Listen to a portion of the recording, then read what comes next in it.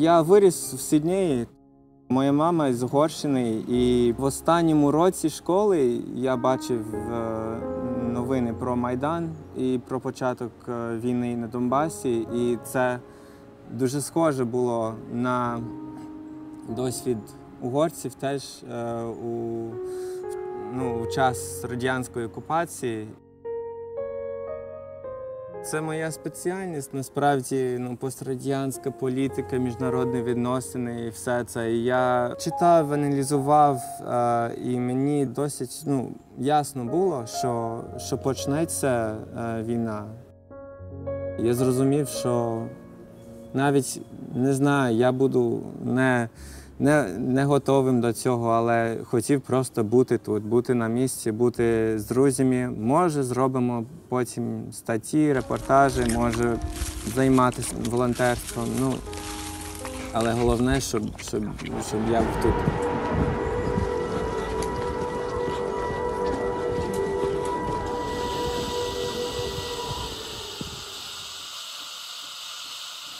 Before, most Western media reported on the whole former Soviet Union from Moscow. And I was based in Moscow, for example, and traveling to Ukraine or traveling to Georgia, to Armenia, to Kazakhstan to cover these countries. And we won't have a bureau in each country, but I had been focused on Ukraine since Maidan. I covered Maidan. I covered a number of important political stories for the United States in Ukraine. And I also covered the war in the East. Okay, I'll take a look for that. When the Russian army began building up forces on the Ukrainian border, we covered that last fall. And I came to Ukraine in November to write about escalations along the front line, the line of contact in eastern Ukraine. And I returned in December to write about Ukrainians who were preparing to fight as partisans if necessary. There were training camps outside of Kiev where this was going on. Now soldiers wonder if they'll soon be fighting against Russian military forces that have been mobilizing on the other side of the border. Хай спробують прийти по всі позиції. Україні хватає сил дати прикурити Російській Федерації. I think it became evident that it was a definite risk in January and February. And we were writing about it definitely from that perspective, from the perspective that a grave threat was emerging in Europe and Ukraine was at the center of it. Some city residents are ambivalent about the risk of escalation. Others are preparing for the worst. I was in the wrong place at the start of the war. I've been covering the former Soviet Union for years, and this was the biggest story ever on my beat. But I found myself in absolutely the wrong location in Severodonetsk. And my expectation was that the escalation would be principally confined to the east, and I was wrong. And my only contribution to our coverage of the first day of the war was a small article of maybe 300 words focused on a woman from the town of Shastya who had to evacuate and leave her dog behind in the town. So it was a very small briefing item. And I failed in the first day of the war to produce any real stories. В перші дні вийшло, що я у Львові був, коли насправді все почалося. Там був інший сюжет, не сюжет війни, а сюжет кризису біженців. Було цікаво, тому що я з самого початку був там, до того, що ця армія іноземних журналістів і зйомочних команд приїхала. А тому я зміг там просто ці перші моменти ловити, коли люди виїхали з Харкова, з Києва і розповідали. Тому що усі пам'ятають ці перші дні, дуже сумасшедші часи насправді. In the first days, I was surprised and also inspired by what I saw in Kiev. We went to a recruiting center for the Territorial Defense Forces, and you saw people from all walks of life. I spoke with a professor, I spoke with the owner of a nightclub and a dancer at a nightclub, and they were all turning up to receive Kalashnikov rifles and to fight the Russians, although they had no military background. We are in a queue where people are waiting to get their weapons to fight the Russian invaders. There is no reason to believe that they're going to stop anytime soon, and their objective clearly, at least to me, seems to be the occupation of my entire country and the destruction of everything that I love. And there were explosions in the background. Some of these men were so afraid that their lips were trembling when they were talking, and yet there they were, and that's really what courage is to overcome the fear. And it was inspiring to see this outpouring of support and resistance in Kiev in the first days of the war. Так, ліву руч. Командир, крок вліво, кроком руш. Все, за мною кроком руш.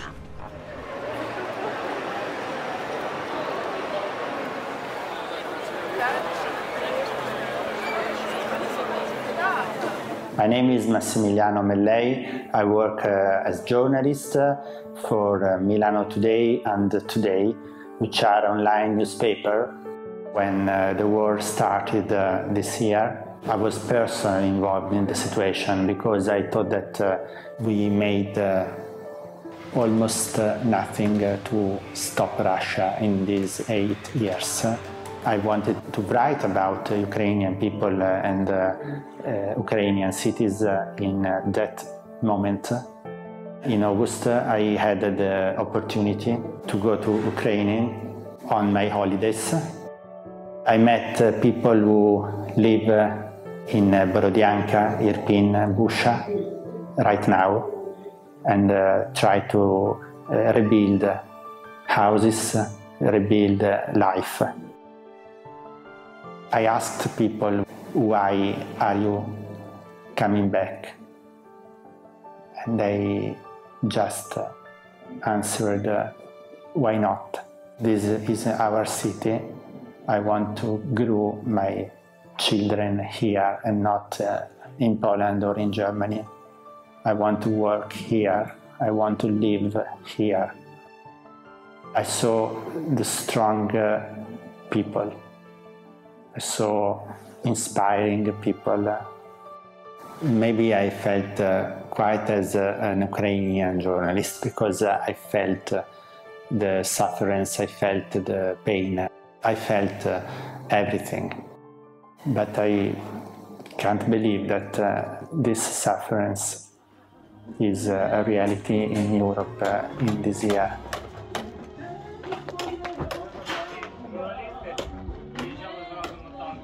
The conflict in eastern Ukraine that went on for 8 months was perceived as just another obscure war in a distant part of the world.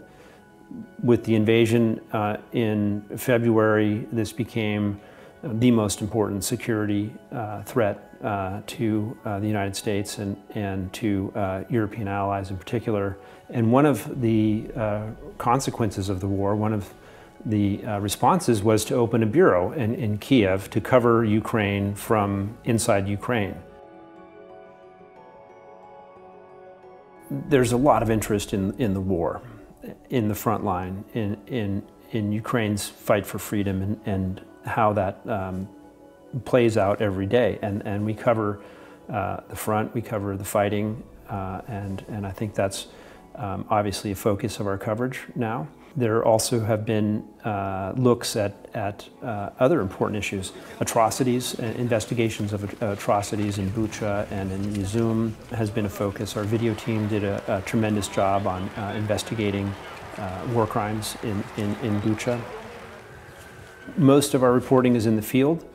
We have 2 or 3 teams usually traveling around Ukraine, based in Kramatorsk or Druskivka, in Kharkiv or in Mykolaiv. We have 5 Ukrainian journalists working for us, and usually several more who work on part-time in rotations. We have translators working on fast-breaking news, and we also have reporters who are digging more deeply into stories, looking into where would it be best for us to travel and report. And at the front, we have reporters who travel with our correspondents and translate and take risks in order to get the story out to an audience in the United States and also readers around the world.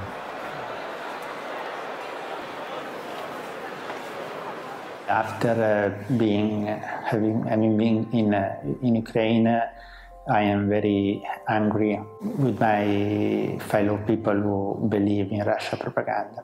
In these 8 years, Ukrainian situation has not been so much raccontata, explained in Italian media.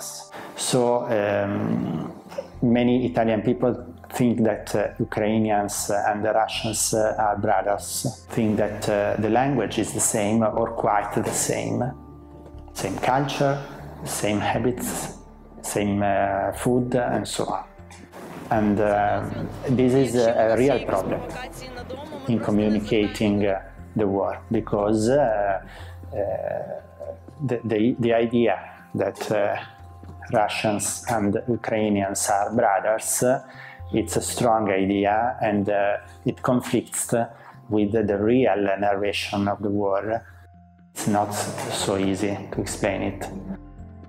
Люди вважали Україну дуже давно в межах пострадянського простору, що Україна – це просто якась мала країна під Росією чи біля Росії. Але це змінюється зараз. Україна на інформаційному фронті воює дуже шикарно.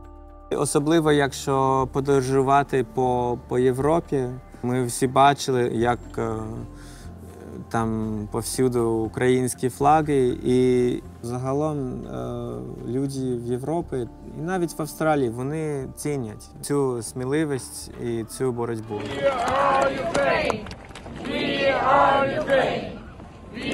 There's tremendous interest in the United States in what's happening in Ukraine. In my hometown, a small town in California, people have hung Ukrainian flags on their houses.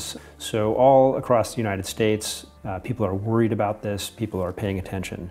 And there's a whole universe of support. And part of the reason for that is because media have been covering the war in Ukraine day in and day out for the past 7 months.